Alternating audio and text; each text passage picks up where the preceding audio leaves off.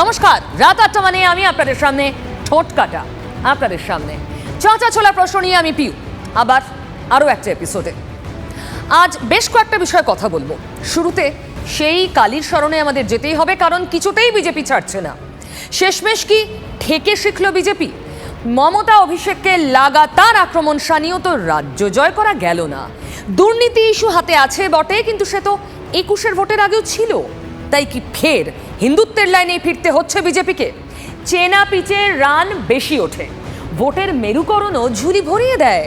তাই ফের সেই হিন্দুত্বের পথে। সামনে পঞ্চায়েত, তারপর নজরে ২৪ লোকসভা নির্বাচন, দেশের সরকার গড়ার নির্বাচন। কড়া হিন্দুত্বের লাইনে শান দিয়েই রাজ্য জুড়ে দাপিয়ে বেড়াচ্ছেন শুভেন্দু অধিকারী। তিনি এখন মোদি শাহদের মোস্ট অবিডিয়েন্ট স্টুডেন্ট। তৃণমূল থেকে বিজেপিতে আসা শুভেন্দু বিরোধী দলনেতা, তিনি বাংলায় হিন্দুত্বের পোস্টার বয়। না চাইলেও বাংলার রাজনীতিতে এখন কালী নামেই ডুব দিতে হবে। শুরুতেই বলছিলাম না, কারণ বিজেপি কিছুতেই ইস্যু হাতছাড়া করতে চায় না। তৃণমূলের বিরুদ্ধে এই কালী নাম নিয়েই তো খড়গহস্ত শুভেন্দু। কালীর ছবি বুকে নিয়ে সোজা তিনি রাজভবনে। কালী বিতর্কের প্রতিবাদে গতকাল মহুয়া মৈত্রের লোকসভা এলাকা কৃষ্ণনগরে মিছিল করেছেন, আর আজ সোজা রাজভবনে বিতর্ক টেনে নিয়ে গিয়ে ফেললেন শুভেন্দু। বিরোধী দলনেতা একা নন, প্রতিবাদ জানাতে তার সঙ্গী সাধু সন্তরা গেরুয়া বসনধারী। অভিনব প্রতিবাদ। আমরা এসেছি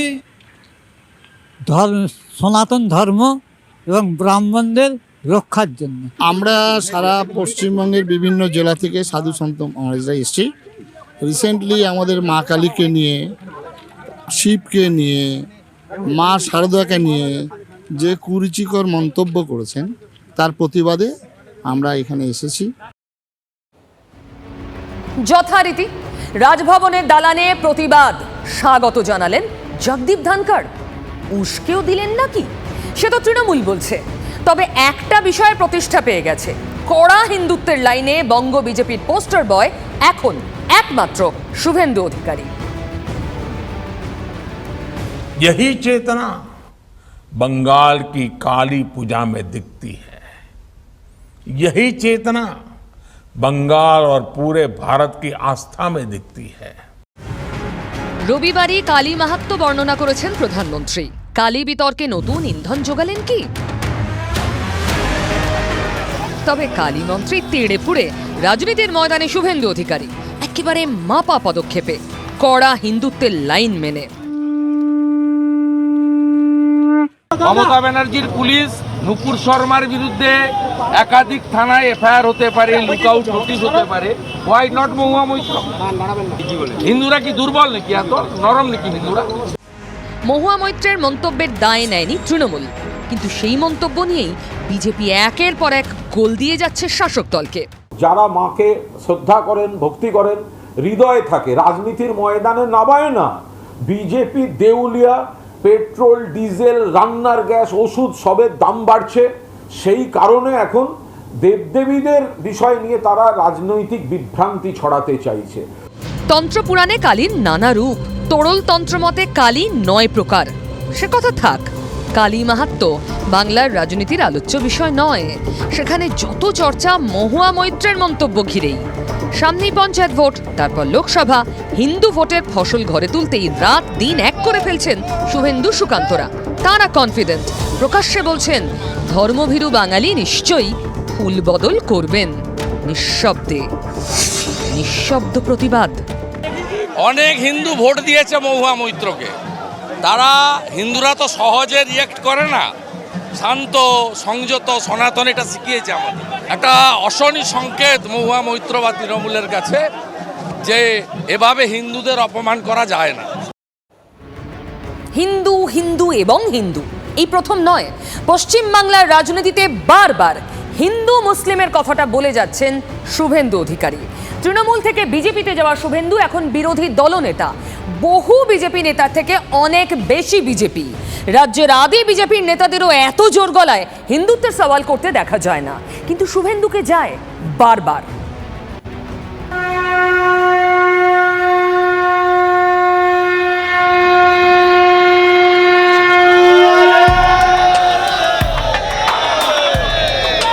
আমি হিন্দু লোক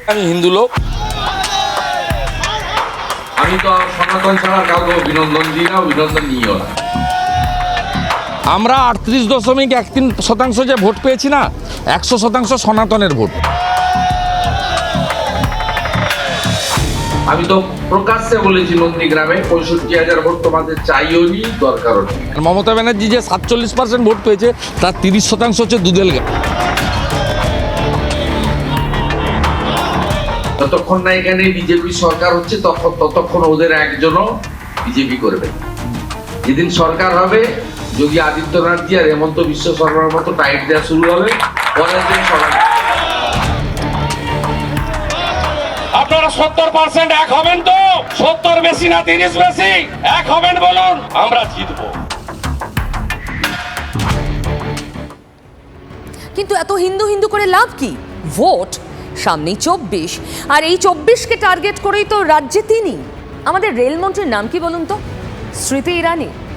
তিনি তো কেন্দ্রের নারী এবং শিশু কল্যাণ আর সংখ্যালঘু উন্নয়ন দপ্তরের মন্ত্রী। রেলমন্ত্রীর নাম তো অশ্বিনী বৈষ্ণব, তাই না? কিন্তু গতকাল ইস্ট ওয়েস্ট মেট্রোর উদ্বোধন করলেন কে? স্মৃতি ইরানি। যে উদ্বোধনকে ঘিরে ছিল হাই ভোল্টেজ বিতর্ক। শেষ মুহূর্তে মমতা বন্দ্যোপাধ্যায়কে আমন্ত্রণ জানানোয় অনুষ্ঠানই বয়কট করল তৃণমূল। গতকাল east West metro Sealdah station উদ্বোধন করলেন হাওড়া থেকে। হাওড়াতেই ঘাঁটি গেড়ে আছেন রবিবার থেকে। একের পর এক সাংগঠনিক মিটিং পঞ্চায়েত স্তরের নেতাকর্মীদের নিয়ে। স্মৃতি ইরানি সিরিয়ালের পরিচিত মুখ ছিলেন, বলিয়ে কইয়ে দাপুটে নেত্রী। একটা ইতিহাস হয়েছে, যার জন্য আমি মাননীয় প্রধানমন্ত্রীজিকে ধন্যবাদ দিতে চাই। স্মৃতির কলকাতা যোগও আছে, কৌশলে সে কথাও মনে করিয়ে দিলেন। যেখানে আপনি আমায় নিয়ে যাচ্ছেন রিবন কাটার জন্য, ওই সল্টলেক আমার দাদুর বাড়ি। আপনি আমায় বাংলার মেয়ে বলেছেন, বাগচি পরিবারের মেয়ে। তো আজকে আমার দাদুর বাড়ি যে একটা মেট্রো যাবে, একটা বাঙালি দাদু খুবই গরিব ছিলেন, এখন নেই। ওদের বাড়ি একটা ছোট্ট মেয়ে আজকে এখানে দাঁড়াতে পারছে, ওটা আমাদের প্রাইম মিনিস্টার খুব বড় আশীর্বাদ। গতকাল স্মৃতির পাশে সারাক্ষণ সেঁটেছিলেন হুগলির বিজেপি নেতা সুবীর নাগ। তিনি আবার লকেট বিরোধী। স্মৃতি কি বার্তা পাঠাতে চাইলেন লকেটকে, সেটা বিজেপির চিন্তার বিষয়। शायद तृणमूल की अब राजनीति ये है कि हिंदू धर्म और देवी देवताओं का जितना संभव हो उतना अपमान करो। বালিটিকুড়িতে সেখানে ঘোষপাড়াতে মধ্যাহ্নভোজ সারলেন। ঘরের মেয়ের ইমেজ তৈরির চেষ্টা, টাকাবুকো নেত্রী, বাংলার ঘরের মেয়ে এবং হিন্দুত্ব। স্মৃতিকে ঘিরে এই কেমিস্ট্রি নিয়ে কি এগোতে চাইছেন বিজেপি শীর্ষ নেতারা? ভোটের ময়দানে 24কে টার্গেট করে বিজেপি যখন ঝাঁপিয়ে পড়েছে বাংলায়, তখন তৃণমূল বসে আছে? একেবারে নয়। 24-এর ভোটের আগে উত্তরবঙ্গে মমতা, অভিষেক, সুপ্রিমো পাহাড়ে আর নাম্বার 2 উত্তরের সমতলে। লক্ষ্য এক, ভুল ত্রুটি মেরামত করে উত্তরবঙ্গের ভোটের ফসল ঘরে তোলা। অন্তত বিজেপির শক্ত জমি খানিকটা নাড়িয়ে দিতে পারলেও তো লাভ। ধূপগুড়িতে দাঁড়িয়ে অখণ্ডতার বার্তা দিচ্ছেন অভিষেক, বলছেন উত্তরবঙ্গ বলে তৃণমূলের অভিধানে কোনো শব্দ নেই, শুধু পশ্চিমবঙ্গ। বুঝিয়ে দিচ্ছেন দলের স্টিয়ারিং তাঁর হাতেই। আর পাহাড়ে দাঁড়িয়ে মমতা বলছেন পাহাড় পাহাড়েরই, তাকে দখল করতে চায় না তৃণমূল। অর্থাৎ পাহাড়ে আলাদা ফুটপ্রিন্ট সম্ভব নয় বুঝেই পাহাড়ি সেন্টিমেন্টের সঙ্গে নিজেদের মিশিয়ে দিতে চাইছে তৃণমূল। हम दोस्ती चाहते हैं, हम झगड़ा नहीं चाहते हैं। हमारा इंटरेस्ट एक ही है कि पहाड़ अच्छा रहे, पहाड़ आगे बढ़े। বিশ্বাস রাখবেন, আমি আপনাদের দখল নিতে আসব না, আমি ভালোবাসতে আসব, এইটুকু বিশ্বাস করবেন। উত্তরবঙ্গে গিয়ে অভিমানী অভিষেক বন্দ্যোপাধ্যায়। কেন অভিমান? তার যত অভিমান রাজ্যের উত্তর দক্ষিণের নামভাগ নিয়ে। বললেন দক্ষিণবঙ্গ উত্তরবঙ্গ বলে কিচ্ছু হয় না, একটাই শব্দ পশ্চিমবঙ্গ। মুখে বলছেন বটে অভিমান, আসলে এটা তো পলিটিক্যাল স্টেটমেন্ট। কেন? কথায় কথায় আলাদা উত্তরবঙ্গের দাবি তোলেন জন বার্লাররা। শুভেন্দু, দিলীপরা কিন্তু স্পষ্ট বিরোধিতা করেন না। পৃথক উত্তরবঙ্গের ইস্যুটাকে এভাবেই ঘুরপথে জিয়ে রাখে বিজেপি। এটা রাজনীতি, আর সেই কারণেই ধূপগুড়ির সভাকে জবাব দেওয়ার জন্য বেছে নিলেন অভিষেক। অভিমানের মোড়কে এটাও তো রাজনীতি। अरे हम जाए तो कहाँ जाए, और इसीलिए हमने सोचा कि अलग होना चाहिए। জন বার্লারা মুখ খোলেন, ঘুরিয়ে ইস্যু জিয়ে রাখেন শুভেন্দু দিলীপরা। দাবি এই জন্যই আসছে যে উত্তরবঙ্গ হামেশা নেগলেক্টেড। বঞ্চনার ইস্যুকে আমি সমর্থন করি।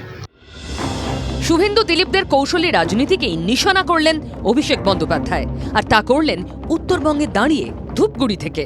আপত্তি থাকলে বলবেন, ভুল হলে সংশোধন করবেন, গায়ে লাগলে বকবেন, কিন্তু আমার অভিমানের কথা আমি আপনাকে বলতে আজকে এই মঞ্চে এসেছি। দক্ষিণবঙ্গ উত্তরবঙ্গ বলে বাংলায় কিচ্ছু নেই, একটাই বঙ্গ, সেই বঙ্গের নাম পশ্চিমবঙ্গ। উত্তর দিয়েছে বিজেপি। কে? উত্তরবঙ্গেরই এক বিধায়ককে দিয়ে উত্তর দিয়েছে বিজেপি। এই কথাটি আমরা নিশ্চিতভাবে উত্তরবঙ্গের মানুষ এটা আমরা স্মরণে রাখব, আর ওনাকে স্মরণ করিয়ে দেব যে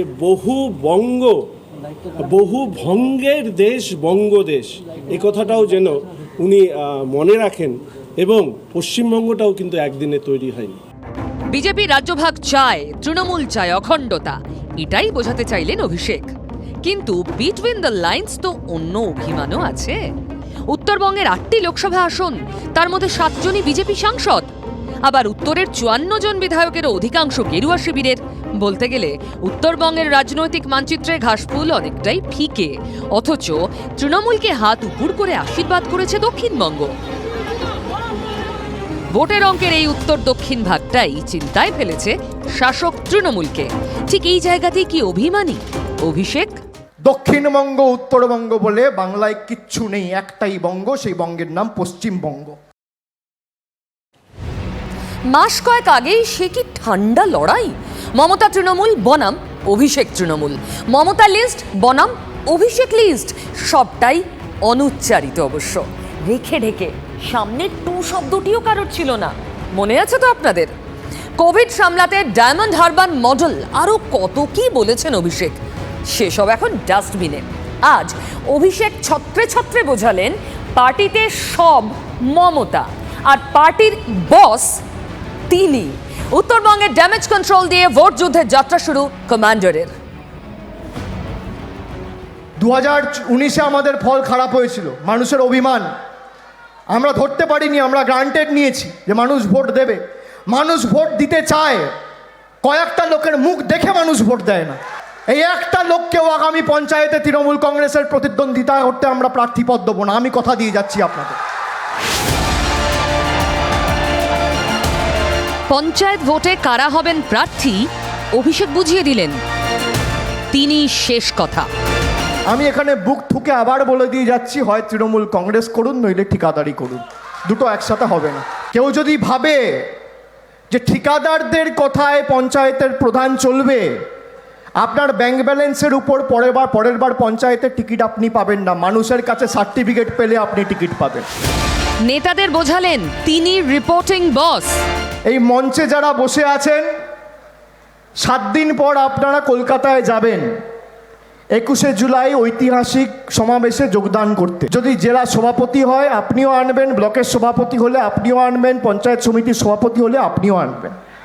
ছবি সহ কে কটা বুথে কবার গেছেন এর হিসেব আমার চাই।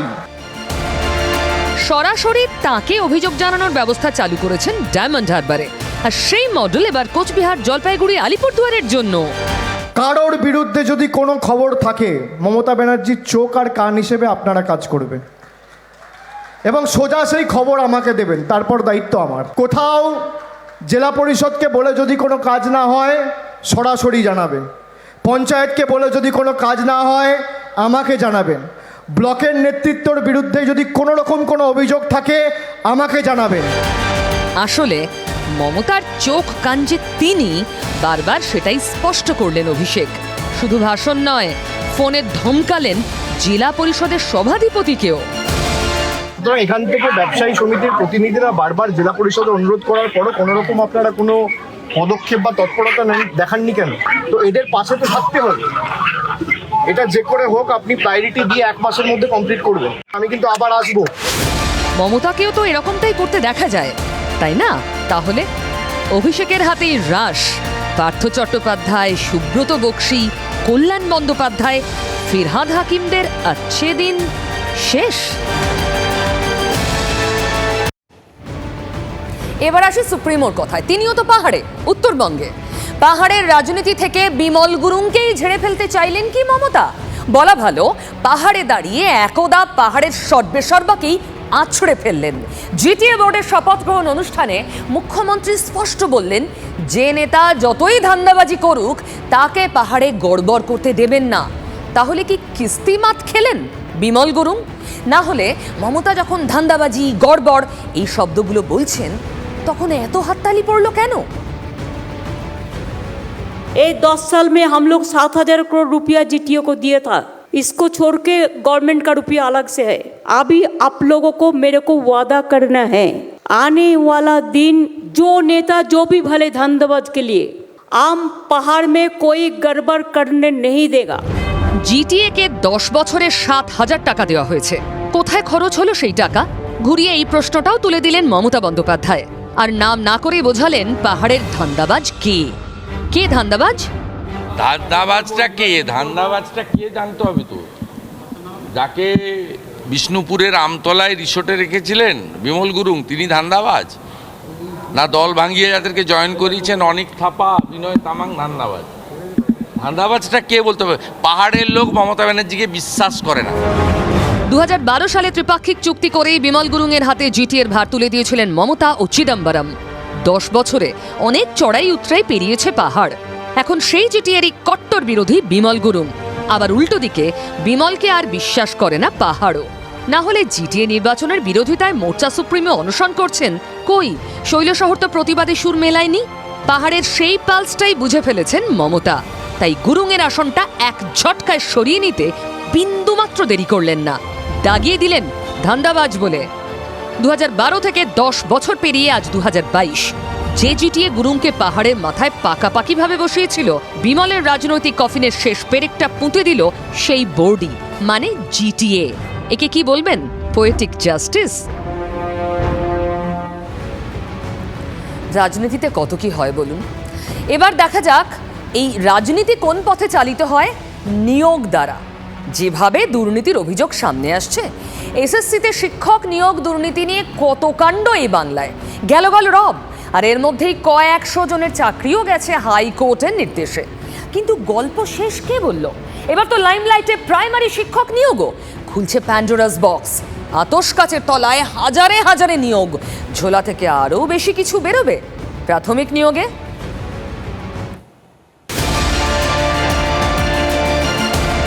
লেখাপড়া করে যে গাড়ি ঘোড়া চড়ে সে, শেখানো তো হয় এমনটাই। আর লেখাপড়াটা যারা শেখান তারা ভবিষ্যতের কারিগর। এসএসসি দেখিয়েছে, এবার টেটের পালা। আসরে নেমে পড়েছে সিবিআই। প্রাথমিক শিক্ষক নিয়োগ সংক্রান্ত বিষয়ে যাবতীয় তথ্য তলব করা হয়েছে। আর একেবারে চেন রিয়াকশনের মতো রাজ্যের প্রাথমিক স্কুলগুলোতে নিযুক্ত শিক্ষকদের নিয়োগ সংক্রান্ত যাবতীয় তথ্য চেয়ে পাঠিয়েছে প্রাথমিক শিক্ষা পর্ষদও। কতজনের নিয়োগে নজর জানেন? 42,949 জন শিক্ষকের। ঠিক শুনেছেন, 42,949 জনের নিয়োগের বিষয়টি নিয়ে তদন্ত করছে কেন্দ্রীয় গোয়েন্দা সংস্থা। জরুরি ভিত্তিতে এক্সেল শিটে 42,949 জন শিক্ষককেই তাদের নিয়োগ সংক্রান্ত নথি পাঠাতে হবে বলে জানিয়ে দেওয়া হয়েছে। ডেডলাইনও আছে 13ই জুলাই। এটা এখনো পর্যন্ত যা যা রিক্রুটমেন্ট হয়েছে প্রত্যেকটা নিয়ে ধোঁয়াশা আছে। যারা অ্যাকচুয়াল চাকরি পাওয়ার কথা ছিল তারা চাকরি পায়নি। আমার এই মামলার প্রধান বিষয় হচ্ছে পুরো ব্যাপারটা যেন স্ক্যানারের মধ্যে আসে। এসএসসিতে SLST, group C, group D সহ নানা বিভাগে দুর্নীতি নিয়ে আদালতে মুখ পুড়েছে রাজ্যের। এবার টেটেও টুঁটি চিপে ধরতে চলেছে। এদিনই হাইকোর্টে আবার ধাক্কা খেতে হচ্ছে রাজ্যকে। 2014 সালে প্রাথমিক শিক্ষক নিয়োগ প্রক্রিয়ার দীর্ঘ 8 বছর পার হয়ে গিয়েছে। তারপর জনস্বার্থ মামলা করায় সেই মামলা গ্রহণযোগ্য নয় দাবি করে তা খারিজের আবেদন জানিয়েছিল রাজ্য। কিন্তু এদিন রাজ্যের আবেদন খারিজ করে দেয় প্রধান বিচারপতি ডিভিশন বেঞ্চ। দুধের মধ্যে অল্প স্বল্প জল, একটা দুটো রেকমেন্ডেশন হলে ঠিক ছিল। এখন আবার যে দুধে জল না মিশিয়ে মমতা ব্যানার্জি জলে দুধ মিশাচ্ছে, ফলে সমস্যা দেখা দিচ্ছে। ফলে সিবিআই তদন্ত। তৃণমূল অবশ্য এতে স্পিকটি নট। আইন আদালতের বিষয় বলে গা বাঁচাতে ব্যস্ত। সম্পূর্ণ আদালতের বিষয়, সেখানে সরকার পক্ষের আইনজীবীরা আছেন। যদি আদালত কিছু বলে থাকেন সেখানে সরকার পক্ষের আইনজীবীরা তাদের বক্তব্য বলবেন। জ্বলছে বিতর্কের আগুন। দুর্নীতির আঁচে পড়ছে প্রশাসন। মন্ত্রী শান্তিদের দরজায় তো আগেই পৌঁছে গিয়েছে সিবিআই, এবার কার দড়িতে টান পড়ে সেটাই তো দেখার। সত্যি বলুন তো, শিক্ষক শব্দটি এখন আতঙ্ক এসে গেছে না? শিক্ষক মানেই কেমন একটা সন্দেহের পাত্র, নিয়োগে যা দুর্নীতির গন্ধ, পিছনে পড়ে রয়েছে আবার সিবিআই, নজরদারি করছে আদালত, চারদিক দিয়ে সরাসরি আক্রমণ। এসএসসি তো ভোগাচ্ছেই, টেট কি আরো বড় মাথা ব্যথা হতে চলেছে রাজ্যের? শিক্ষক নিয়োগ নিয়ে আর কত জালিয়াতি সামনে আসা বাকি প্রশ্ন করছি আমি। ঠোঁট কাটা নিয়োগের ছত্রে ছত্রে দুর্নীতির অভিযোগ, শিক্ষকতার মতো সম্মানের পদ এখন সন্দেহের গেরোয়। তাই ক্লিয়ার কাট জানতে চাই, এর শেষ কোথায় কেউ বলবেন? মেধার ভিত্তিতে চাকরি তো সহজ হিসেব, কোথায় গিয়ে সবটা গুলিয়ে যাচ্ছে কেন আমাদের? টাকা দিয়ে, ক্ষমতা ফলিয়ে কারা সবটা ঘেঁটে দিলেন? ভেবেছিলেন কেউ কিচ্ছুটি জানতে পারবে না, কিন্তু সত্যি কি আর চাপা থাকে? এসএসসির যে ঝড় তাই এখনো সামাল দিতে পারেনি শাসক দল, রাজ্য। কিন্তু তার চেয়েও বড় প্রশ্ন, তা স্রেফ হিমশৈলের চূড়া নয় তো? টেট কি আরো অনেক বড় দুর্নীতির সুনামি আনছে? সময়ের কাছে উত্তর। তবে এই মুহূর্তে এই শব্দগুলো কানে বাজছে, জয় শ্রীরাম, জয় ভারত, সঙ্গে জয় বাংলা। এনডিএর রাষ্ট্রপতি পদপ্রার্থী দ্রৌপদী মুর্মুর মিশন বেঙ্গল শেষ হলো এই স্লোগানে। বিজেপি বিধায়ক সাংসদদের পাশে পেলেন ঠিকই, কিন্তু সেখানেও ফাঁক থেকে গেল, কারণ হাজিরই হননি সবাই। তবু দ্রৌপদী মুর্মুর আশা, ভোট তিনি শুধু বিজেপির সবার না, তৃণমূলেরও পাবেন। কলকাতায় বিজেপি বিধায়ক সাংসদদের কাছে ভোট চাইতে এসে দ্রৌপদী মুর্মুর গলায় শোনা গেল জয় বাংলা স্লোগান। তৃণমূলের সমর্থন আদায় করার উদ্দেশ্যেই কি মুখ্যমন্ত্রীর এই লাইন ব্যবহার করলেন এনডিএ পদপ্রার্থী? তা নিয়ে কিন্তু জল্পনা শুরু হয়েছে। কলকাতার একটি হোটেলে এদিন বিজেপির এই রাজ্য থেকে নির্বাচিত বিধায়ক এবং সাংসদদের সঙ্গে দেখা করেন দ্রৌপদী মুর্মু। বক্তব্য রাখতে গিয়ে বলেন, তার আশা 294 জন বিধায়কই তাঁকে ভোট দেবেন। রাজনৈতিক মহলের মতে একথা বলে ঘুরিয়ে আসলে তৃণমূলের থেকেও সমর্থন চাইলেন দ্রৌপদী, নাম অবশ্য নেননি। এদিন কিন্তু বিজেপি নিজেও দ্রৌপদী মুর্মুর সামনে পূর্ণ শক্তি হাজির করাতে ব্যর্থ। আমন্ত্রণ জানানো হয়েছিল দলের 68 জন বিধায়ককে, কিন্তু শেষ পর্যন্ত হাজির ছিলেন বিজেপির 65 বিধায়ক। বালুরঘাটের বিধায়ক অশোক লাহিড়িকে অসুস্থতার জন্য এই বৈঠকে ডাকা হয়নি। সদ্য দলবদল করা ব্যারাকপুরের সাংসদ অর্জুন সিংয়ের ছেলেকে বৈঠকে ডাকাই হয়নি। তবে সারাদিনে নানা রাজনৈতিক কর্মসূচির আগেই এদিন তিনি তাঁর সফরের দ্বিতীয় দিন শুরু করেন সিমলা স্ট্রিটে স্বামীজির ভিটে বাড়ি থেকে। তার সঙ্গে ছিলেন রাজ্য বিজেপির সভাপতি সুকান্ত মজুমদার, বিরোধী দলনেতা শুভেন্দু অধিকারী, বিধায়ক অগ্নিমিত্রা পল সহ আরও অনেকে। স্বামীজির ছবিতে ফুলমালা দিয়ে শ্রদ্ধা জানান দ্রৌপদী মুর্মু। শ্রদ্ধা জানান রামকৃষ্ণ পরমহংসদেব, সারদা দেবী এবং তাঁদের পাশেই থাকা দেবী কালীর মূর্তিতেও। পরে বিশেষ প্রার্থনায় অংশ নেন তিনি। এদিন রাজ্য বিজেপির তরফেও তাঁর হাতে তুলে দেওয়া হয় মা কালীর ছবি, সঙ্গে রবীন্দ্রনাথ ও মা দুর্গার ছৌয়ের মুকুটও। শেষ করবো আজকের এপিসোড, হাতে সময় একদম নেই, আবার ফিরবো আগামীকাল দিনের সব থেকে বড় চর্চিত বিষয়গুলো নিয়ে কাটা কাটা প্রশ্ন করতে। ঠোঁট কাটা এখন থেকে সপ্তাহে 7 দিন। সঙ্গে থাকুন TV9 বাংলা।